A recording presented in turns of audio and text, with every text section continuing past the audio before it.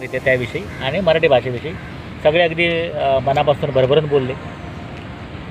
पुढच्या पिढीला जर तुम्हाला अगदी असं काहीतरी त्यांचा इंटरेस्ट जागवायचा असेल ना, तर त्यांना महाराष्ट्राची थोरवी कळली पाहिजे. आणि महाराष्ट्र हा ह्या 50, 60, 100, 300, 500 वर्षात घडलेलं नाही आहे. महाराष्ट्राची जडणघडण जर बघितलं ना, तर जेव्हा ज्वालामुखीचा उद्रेक होत जेव्हा सह्याद्री पर्वताची जेव्हा निर्मिती झाली, तिथून सुरुवात केली पाहिजे. तेवढं मागे मी जाणार नाही. तरी पण तापी नदीच्या खोऱ्यामध्ये 3 लाख वर्षापूर्वीचा आदिमानवाचा सांगाडा सापडला. तेव्हा महाराष्ट्र होता, महाराष्ट्रामध्ये लोक राहत होती. 3 लाख वर्षाच्या गोष्टी करतोय मी. आणि कदाचित काहींचा त्यावर विश्वास बसणार नाही. मग आपण थोडंसं पुढे सरकूया. ऋग्वेदाच्या काळात म्हणजे अश्मयुगानंतर लोहयुगाच्या वेळेला ऋग्वेदामध्ये अपरांतक असा उच्चार आहे महाराष्ट्राचा. अपरांतक म्हणजे पश्चिमेकडचा देश, भारतामधला पश्चिमेकडचा देश अपरांतक असा ऋग्वेदकालीन उल्लेख आहे. तो हा महाराष्ट्र. त्याच्यानंतर जर आपण आलो तर परशुरामाच्या काळामध्ये म्हणजे साधारणतः 9000 वर्षापूर्वीचा हा इतिहास सांगतो मी. परशुरामांनी पूर्ण ही धरती निक्षत्रिय केली 21 वेळा आणि मग ती एका ब्राह्मणाला दान करून स्वतःचं एक वेगळं राज्य निर्माण केलं, ते कोकण राज्य. आणि मग ते महेंद्र पर्वतावरती तपस्या करता निघून गेले.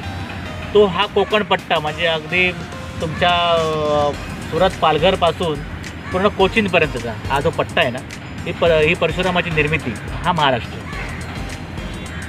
आणि ते जे महेंद्र पर्वतावरती गेले ना, तो आजचा महेंद्रगिरी. तुम्ही आज जर चिपळूणला परशुराम लोटेजवळ गेलात तर तिथला तो 1000 फूट उंचीचा जो एक छोटासा पर्वत आहे ज्याच्यावरती परशुराम लोटेचं मंदिर आहे, त्याला महेंद्रगिरी पर्वतच म्हणतात. सुंदर आहे ना, त्याला महेंद्रगिरी पर्वत म्हणतात.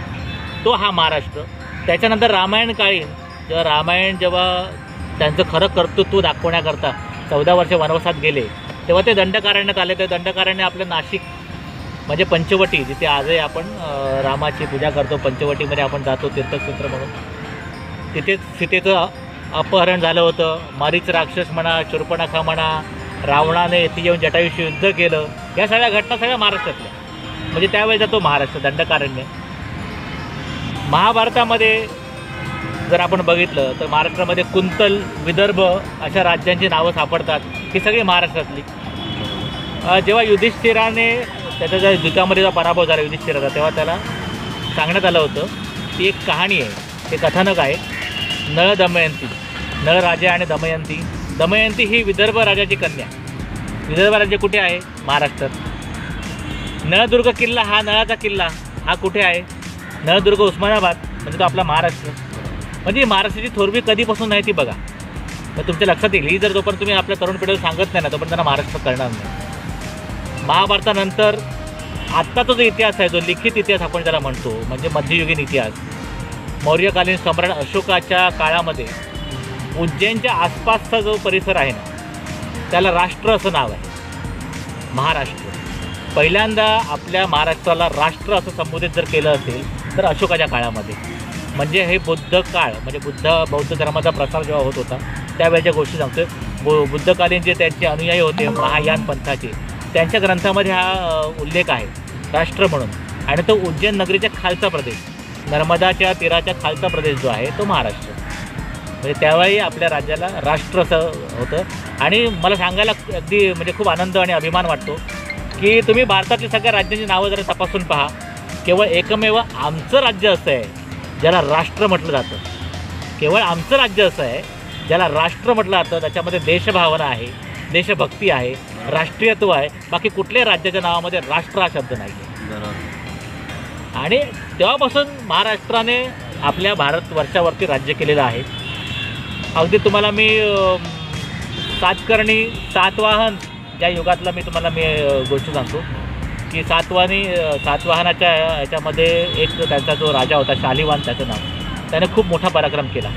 शक आणि कुषाणांच्या ज्या होत होत्या स्वाऱ्या आपल्यावरती, म्हणजे आता ते युक्रेन, रशिया इथले शक आणि कुषाण, त्यांचा बिमोड केला शालिवाहनाने.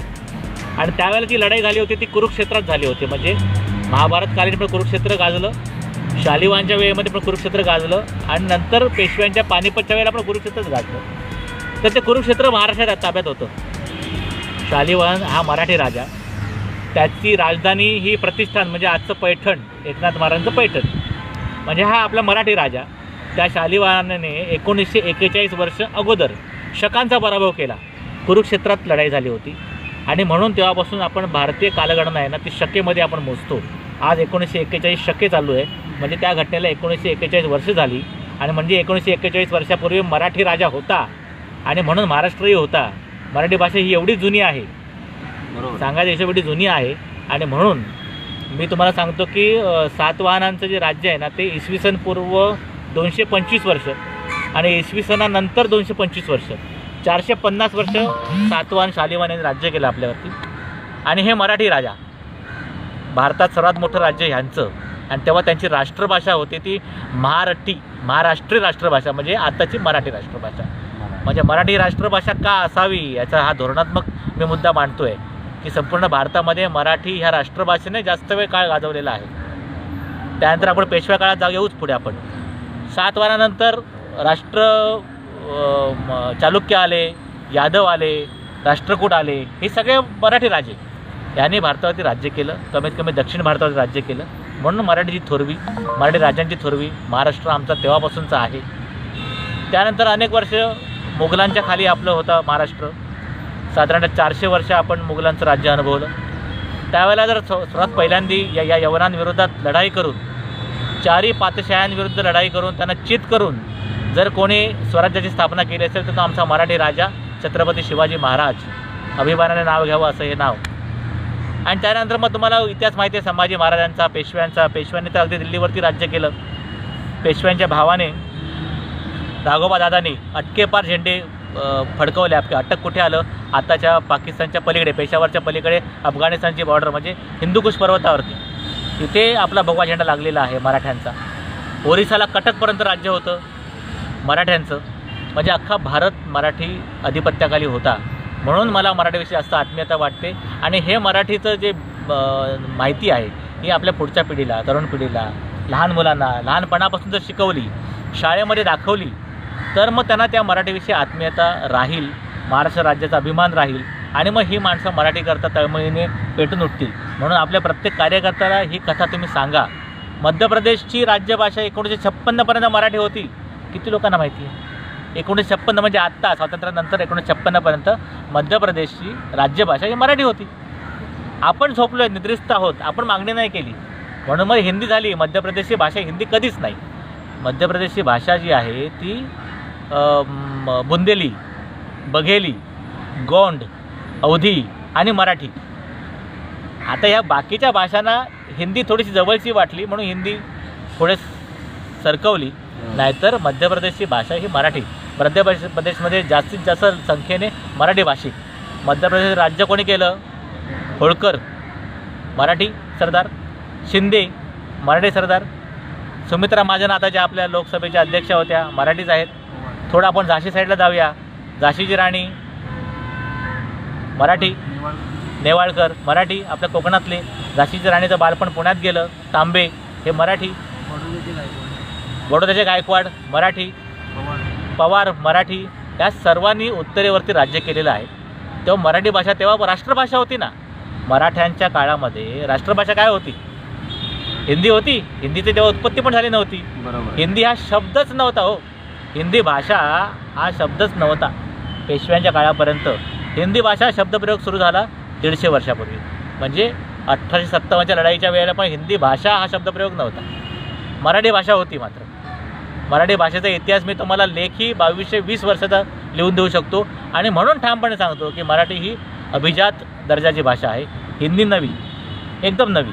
हिंदीला 125 वर्षाचा पण इतिहास नाही. तुम्हाला जर विचारलं मी हिंदीचा एखादा जुना साहित्यिक सांगा, लेखक सांगा, तर तुम्ही अधिकाधिक प्रेमचंद मुंशीपर्यंत पोहोचता. त्याच्या अगोदरची हिंदी कोणाला माहिती आहे का हो? हिंदीचा इतिहास कोणी सांगावा मला. मी माझा इतिहास सांगतो ना, ज्ञानेश्वरांचा. मराठीत ज्ञानेश्वरी लिहिली, 750 वर्ष झाली. त्याच्या आधी चांगदेव, 1400 वर्ष चांगदेवांचं आयुष्य सांगतात. म्हणजे किती वर्ष जुनं असेल सुद्धा. त्याच्या आधी चक्रधर.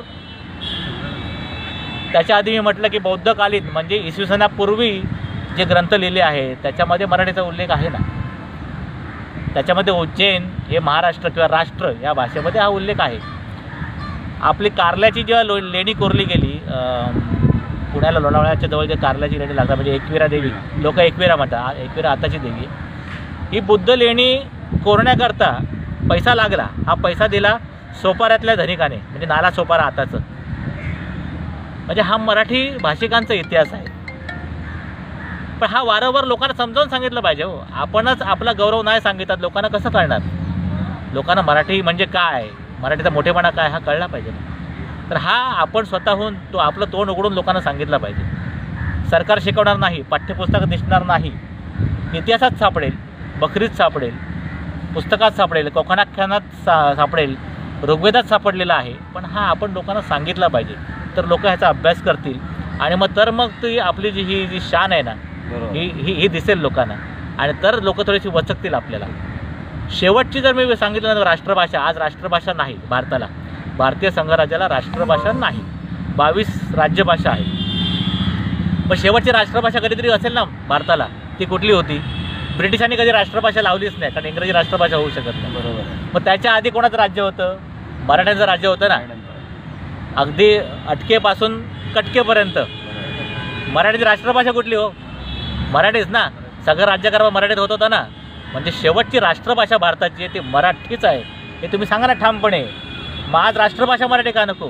आपण राज्यभाषा म्हणून लढतोय, झगडतोय, मराठीला तुम्ही मान द्या. मी तर म्हणतो राष्ट्रभाषा मराठी करा. धन्यवाद.